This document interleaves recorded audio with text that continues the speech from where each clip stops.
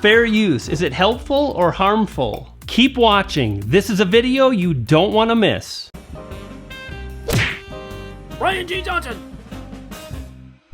Hey, it's me, Brian G. Welcome back to the channel. If you want to grow on YouTube, stake your claim and amplify your message by subscribing. Click on the bell notification and you'll be on your way.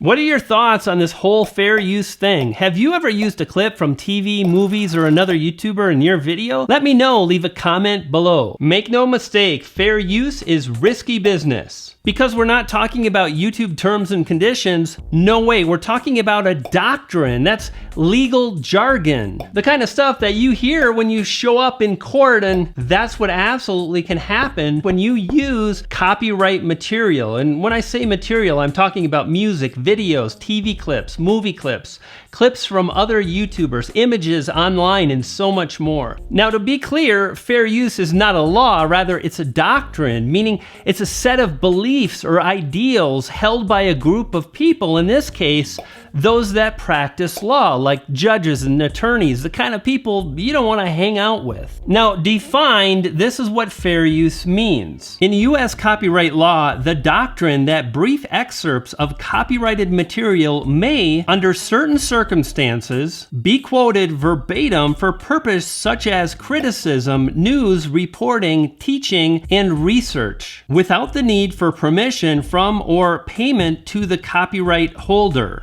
What's important to understand is fair use is very much a gray subject. There's no right or wrong. It's not black and white. There's no if you do this or follow these rules, you'll be protected. And one of the things I see so often here on YouTube is really poor advice. For example, you can use 2 seconds of any song. Nope, can't do that. Use 2 seconds of any song and you may get a strike here on YouTube. Because the copyright owner of that song can absolutely file a suit against you for using their copyrighted material. And furthermore, YouTube has made it really easy to flag video content, whether it's inappropriate or breaks copyright law. So does that mean that you can't use copyrighted material? Not at all. It does mean you want to be aware of the risks that you're taking, and you want to understand some of the core fundamentals that make up fair use, that allow you an opportunity to use clips legally. Hey, if you're finding this video helpful, thumbs up. For example, Evan Carmichael is a YouTuber with over 1.5 million subscribers that understands and uses fair use in the right kind of way.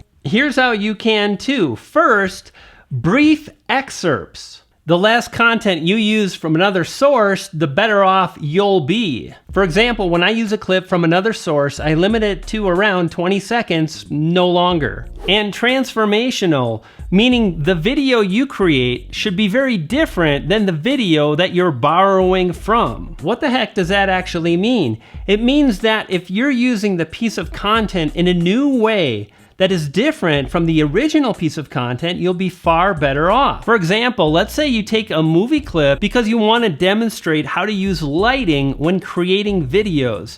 At that point, the purpose of your video is for training, for education, and so on. Remember the doctrine, it says here, for purposes such as criticism, news, reporting, teaching, and research. In my example, if you take a piece of film and you talk about how the director is using lighting, you're educating, you're teaching, you're reporting, and then you fall within the fair use doctrine. But where it gets tricky is, remember, the person with the copyright to that particular film or movie, well, they can file a suit against you based on you stealing their copyrighted material. It gets very complicated, and again, these are the things you want to think through. Now, another tip, if you're a gamer or really anybody creating video content here on YouTube, is to check for license information. This is something that most gaming companies do. You go to their gaming website and you'll find a license for content creators, really going over what you can and cannot do with their particular game. And you gotta be careful because some game creators, they love it when you share videos of their game. It's really promotion for their game. And yet other game creators like Nintendo, well, they're not really fond of this whole capturing game footage and then posting it to the web. They want to have more control over the content that's published based on their copyright material, their game. And another thing you want to think about doing is use attribution citation, which means you mention and link to the source of the copyright material that you used in your new original video. So for example, when I've incorporated clips from Casey Neistat,